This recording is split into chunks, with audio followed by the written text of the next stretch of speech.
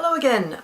Slight change of venue today. I've not been doing a whole lot of work in the studio recently, so given that this is supposed to be a more or less accurate representation of how I work, it felt a little misleading, I think, to actually film in there today, because I've frankly barely been up there. It's been almost a month, I think, since I did the last one of these. Hoping to get back to a more regular schedule soon. But in that month I've mostly been writing words. I went away for a week to Snape Maltings, which I'll talk about in a minute.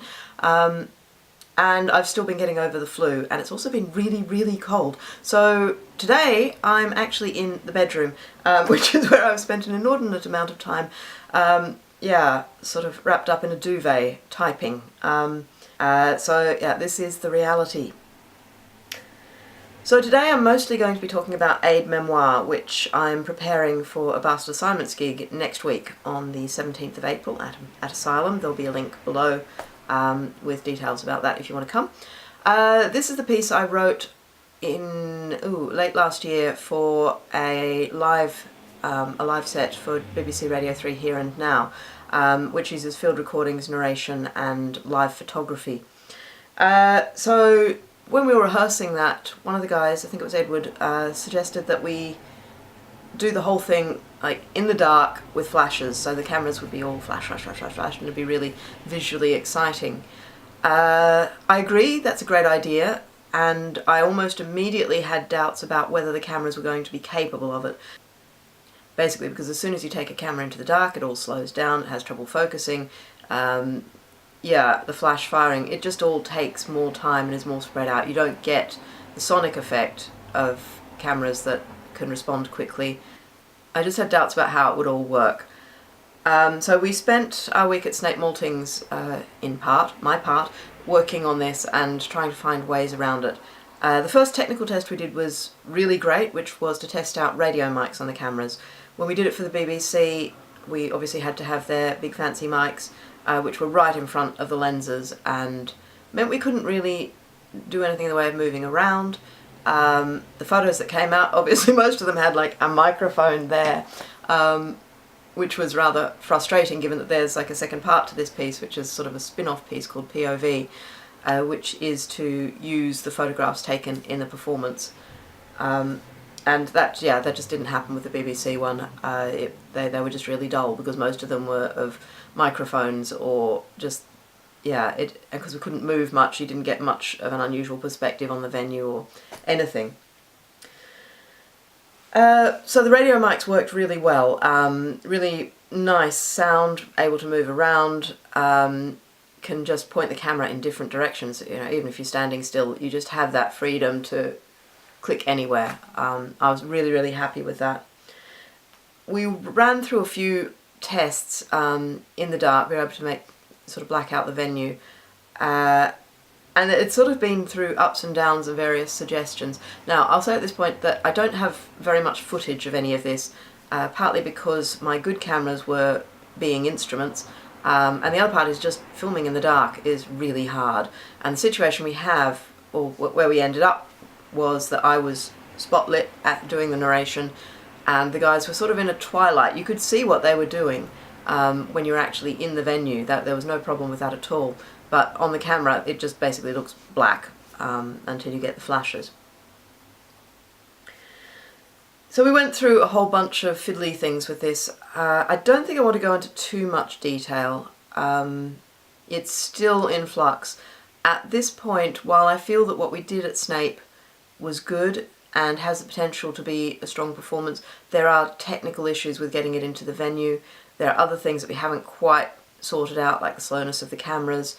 The film camera wasn't working at all in Snape. I took it up there, it was fine, sort of when I had it here, got it, by the time I got it there it was just giving me weird error messages. So we couldn't test that out. And at this point I'm actually thinking about ditching the whole in the dark thing and just doing it plain, or just having a couple of sections in the dark to highlight points that are really, the whole piece is about listening because I made it for radio, but points where I really want to get the audience to focus on what they're hearing rather than what they're seeing. One of the things that was suggested in the early days of talking about this was to use torches to supplement the flashes because of the camera slowness. I was really uncomfortable with this.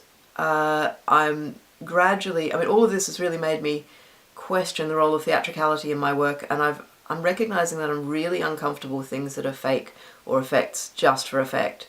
The piece isn't about flashes, it isn't about light, it's about the cameras.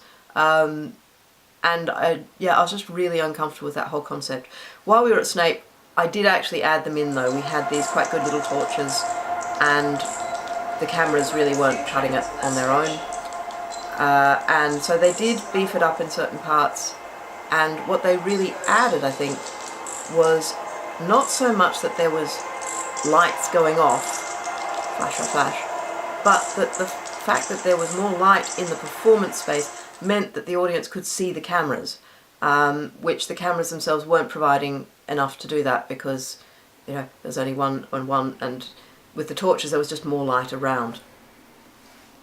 So I have been using that. That is in the piece at the moment, and I think that was, it turned out to be a good idea.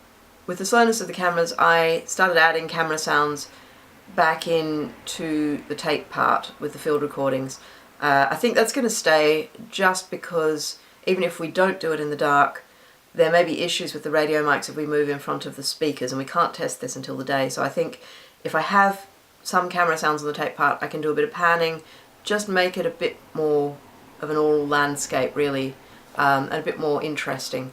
So I think that's going to stay. I took out the mini disc sounds that were at the beginning and the end. They worked very well for radio, where you couldn't see the performers.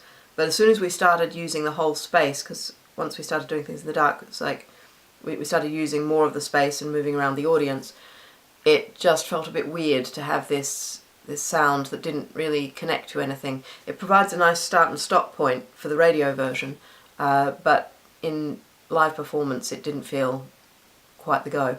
I also changed the end, whereas before you go into the bell recordings and then you get to this bit where I say Naples and you get this really, really quiet recording of bells from a distance, and wind sound.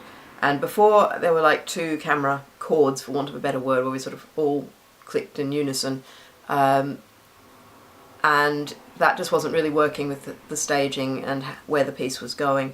So I ditched those, and instead we have this sort of section at the end where it becomes quieter, but as the field recordings fade out, it becomes just the cameras in the venue, just amplified, but just going around taking photos, making the sounds that they do, and gradually petering out. So it feels a bit more live, I think, a bit more present in the venue, and I'm quite happy with that.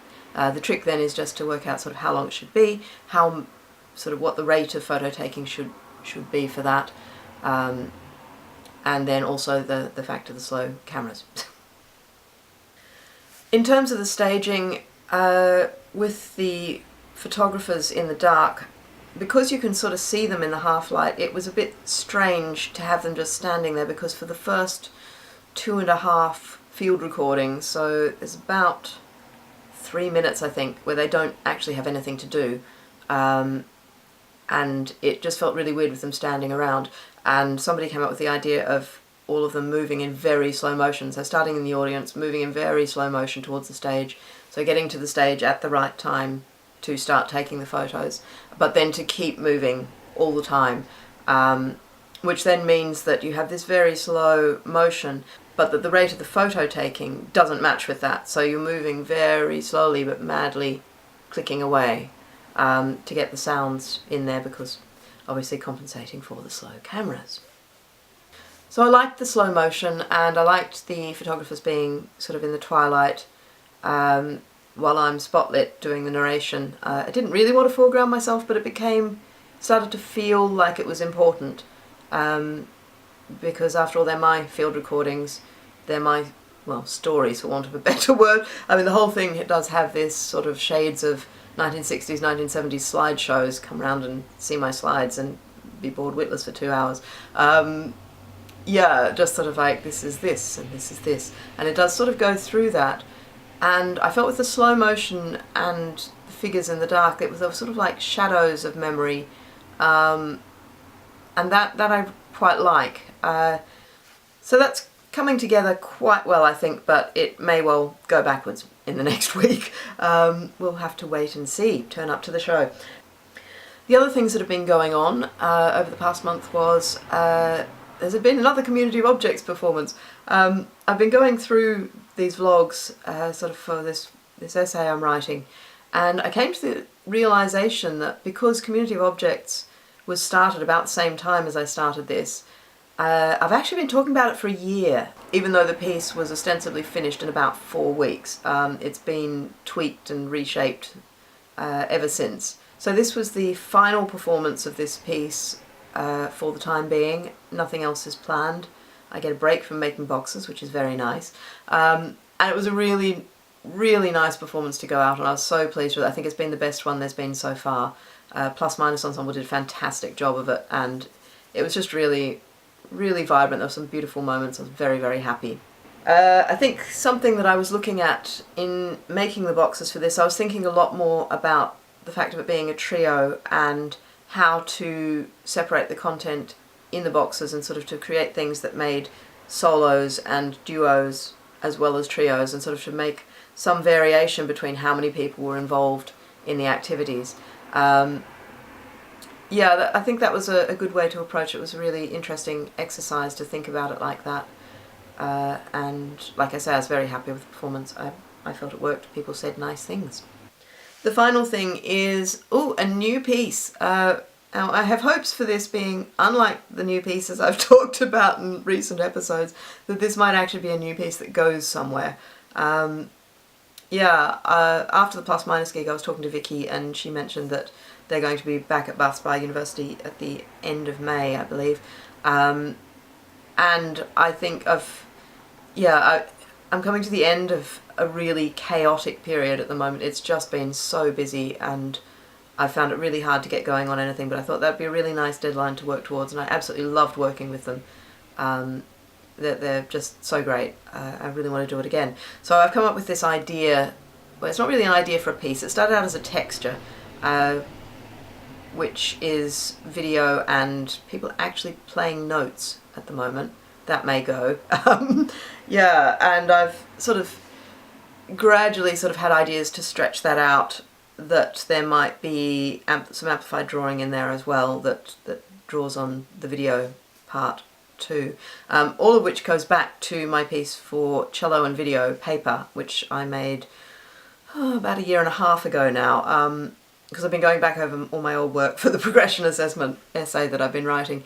So it's quite interesting to go back to that and then go, actually, I could do that. That would actually fit really nicely in terms of both research and what I'd quite like to do with Plus-Minus. So I'm hoping this is going to turn into a piece quite quickly, and that I'll be able to put something into that workshop and see how that goes. It's really nice to be working on something new. I've been quite frustrated with the last few attempts that I've been really not very happy with at all, and it's been kind of driving me nuts. So it'll be really good to get back to just writing and pulling something together for that. Anyway, that's it for this episode. Thank you very much for watching. As always, if you've got any questions or comments, please leave them below. And I'll see you next time. Thanks. Bye.